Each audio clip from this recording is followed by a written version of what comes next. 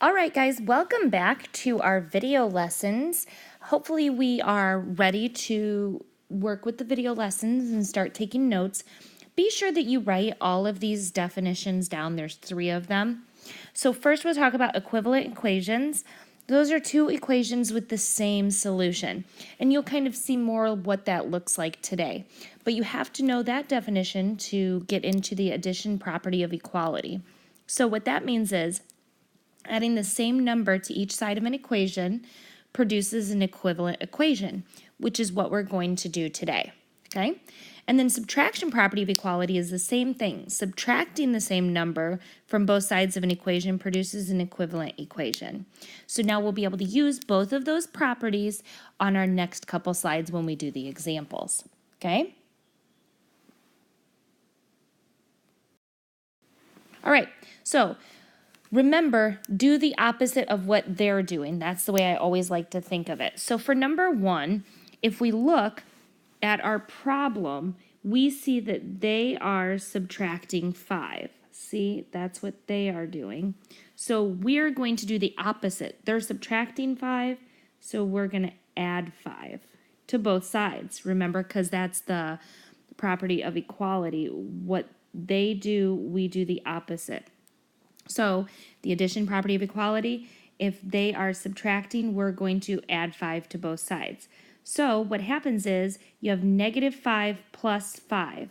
Well, that cancels out and you're just left with m equals, and then negative 2 plus 5. So you have negative $2, you add $5 to that, you get 3.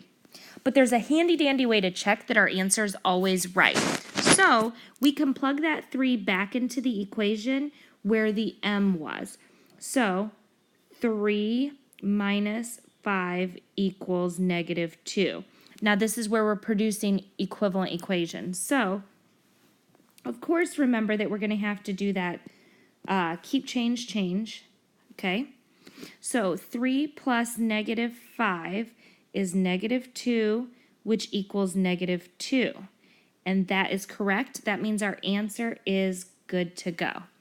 Okay, why don't you go ahead and try the next one, and then we will work it out together. Do it the same and make sure you check your solution. Okay, so they're subtracting 7, so we have to do the opposite. Add 7. Add 7. I just put those lines here just to keep myself organized, okay? Those cancel. K equals 10 plus 7, 17.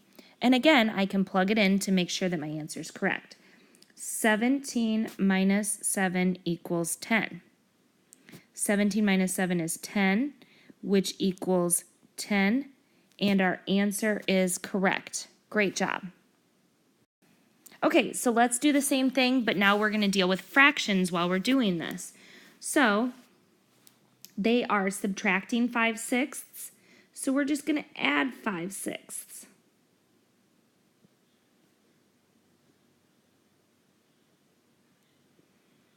There we go.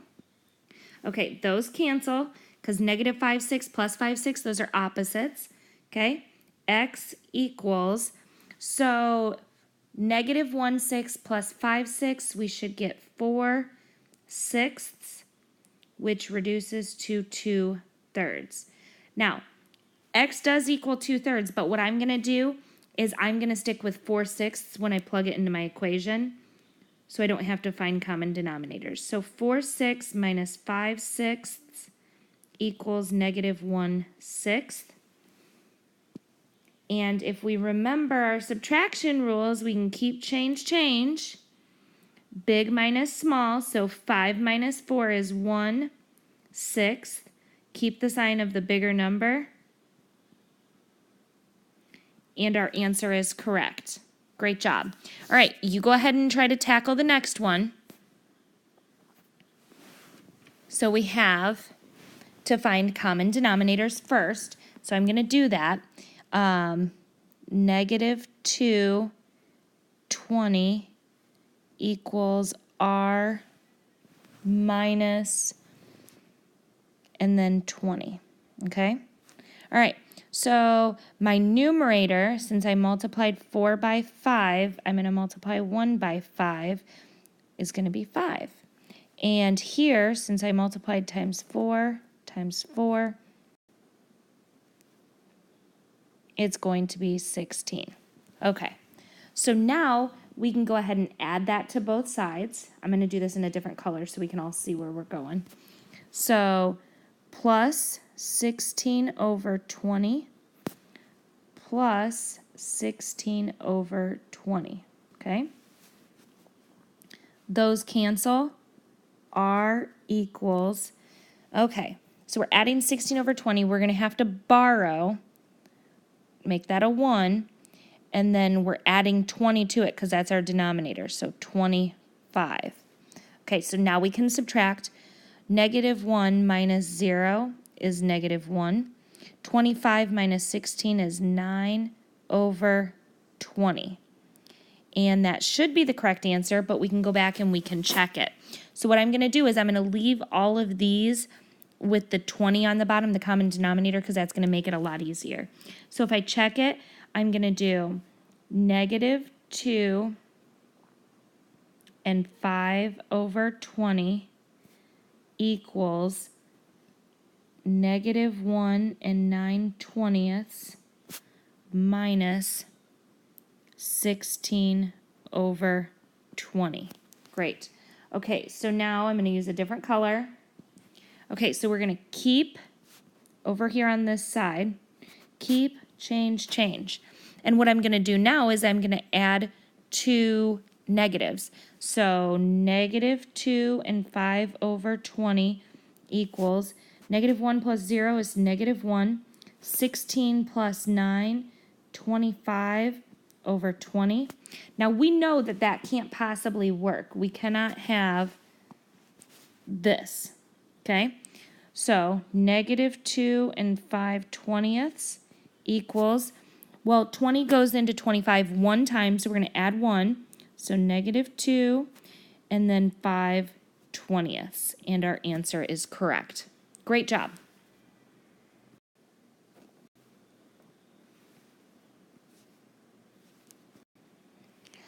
All right, so now we're going to do something similar, except for these are all addition problems. So I want you to go ahead and try to work through these, and we will check them down at the bottom. Okay, so the first one, we're going to do the opposite of what they're doing. They're adding 6, we're going to subtract 6. Okay, those cancel, y equals, so negative 5 minus 6. So remember, if we keep, change, change, we have negative 5 plus negative 6. And that would give us negative 11. But we can always double check it. Negative 11 plus 6 equals negative 5. Negative 11 plus negative 6. So different signs, so we're going to subtract them. We get 5. Keep the sign of the bigger number. Negative 5 equals negative 5, and we are good. Awesome. Okay, let's go ahead and do the next one. They're adding 13.2, so we're going to subtract 13.2 from both sides. Okay, those cancel. K equals, and if you go ahead and you do those calculations, so big minus small, 13.2 minus 10.4, that's going to give us 2.8, and the negative wins. Okay, then we can plug it in. Negative 2.8 plus 13.2 equals 10.4. Good. Now, these two are opposites, or these two are different signs, so we're going to subtract 13.2 minus 2.8. We get 10.4, and the sign of the bigger number, positive, equals 10.4, and we are good. Okay, last problem. Remember, we have to find common denominators. So go ahead and find common denominators. Okay, so now we're going to look at a problem with fractions. The first thing that we're going to have to do is find common denominators. So n plus 3, common denominator 24, and we have to multiply that time 8 times 3 to get 24. So 3 times 3 is 9 equals 1. We're going to do 24 here. 6 times 4 is 24, so 5 times 4 is 20. Good. Okay, we'll go ahead and we'll subtract 3 and 9 24ths minus 3 and 9 24ths. Great. Okay. Now what we're going to have to do, since we can't subtract the big minus small because this is the big number, but the numerator is not quite big enough, we're going to make it a 2 and add 24 to it. So we get 9 plus 24, 33. Okay? Now we should be able to subtract big minus small. So 2 minus 1 is 1. And then 33 minus 20, 13 over 24. N equals, keep the sign of the bigger number, and that is negative. Go ahead and check that on your own. And I'm going to go ahead and I'm going to move forward to the problems that you need to do for tomorrow.